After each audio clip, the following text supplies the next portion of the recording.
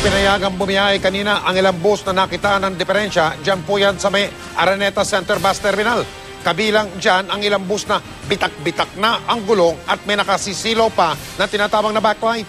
Mula sa lungsod ng Quezon, nakatutok live si Steve Dailisan. Steve!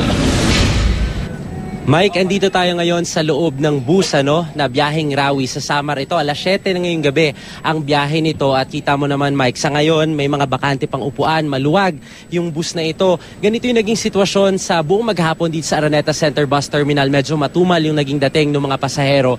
Mangyari kasi yung iba daw meron pang mga pasok at yung iba naman nauna na nung pang nakarang linggo, lalo na yung mga estudyante. Sa kabila niyan ay nagsagawa pa rin ng inspeksyon ng mga Taga-Land Transportation Office para masiguro na roadworthy yung mga sasakyang babiyahe. Ang kaso lang, yung ibang mga bumagsak dun sa kanilang inspeksyon, pinabalik sa garahe. At least 1 millimeter, 1 millimeter.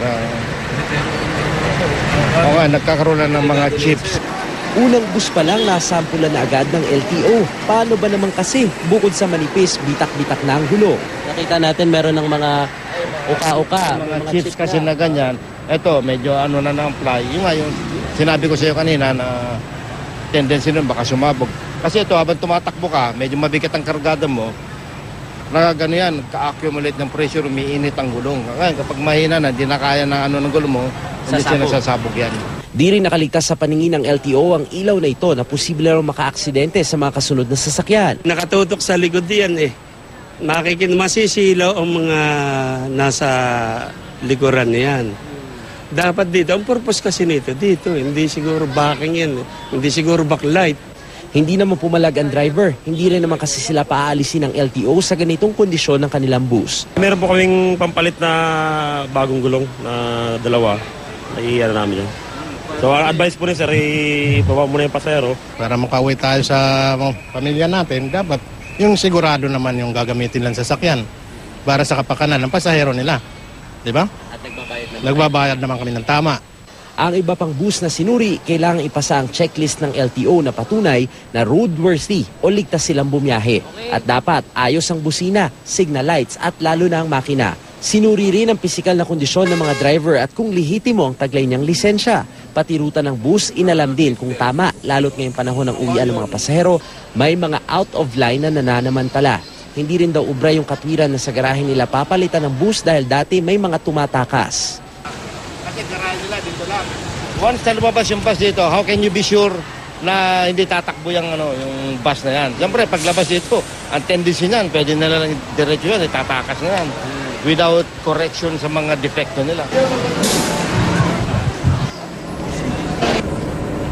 May higit sa 500 unit ng busang nag-apply ng special permit ngayon sa Land Transportation Franchising and Regulatory Board, the LTFRB. Pero ang sabi ng LTFRB, yung kanilang pag-aproba ay depende pa rin dun sa magiging demand ng mga pasahero. Katunayan, nung ating tanungin, yung itong kanilang dispatcher, bukas, maluwag pa ho, yung magiging biyahe, so pwede pang magpa-reserve itong ating mga kababayan.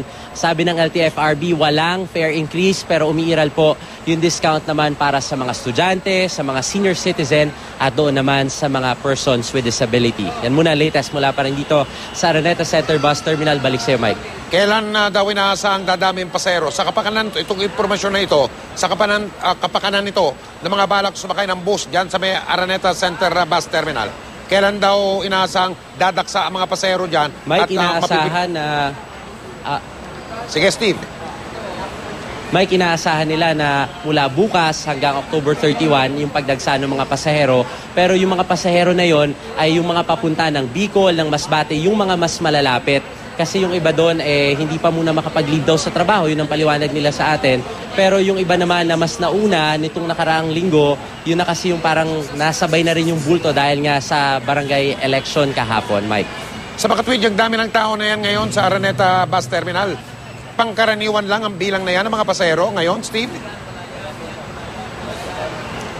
Oo, Mike, surprisingly, pangkaraniwang yung bilang kasi nung mga nakaraang taon na nagko-cover tayo dito, medyo mas marami yung mga tao dito sa Araneta Center Bus Terminal. Pero ngayon, maluwag pa. Yung, actually, yung ibang mga bus nga kanina, Mike, umaalis sila, nakalahati lamang yung kanilang laman. Ang sinasabi nila sa atin, umaasa pa rin sila na bandang October 31, October 30, ay dadami na ulit yung kanilang mga pasahero. Maraming salamat, Steve Dailisan.